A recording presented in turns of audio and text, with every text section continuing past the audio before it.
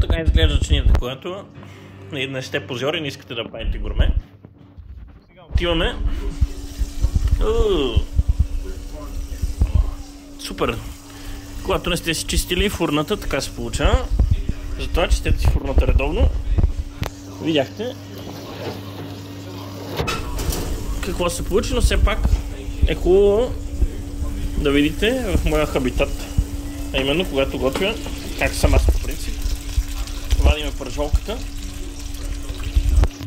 Трябва да се обърне, за да може и от другата страна така да се поизпече.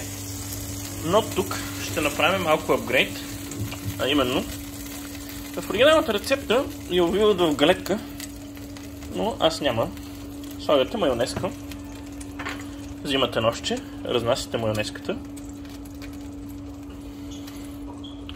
взимате и няколко резенчета, опитате се да познаете следващите 2 секунди, аз докато се опитам да ги взема, а именно доматче!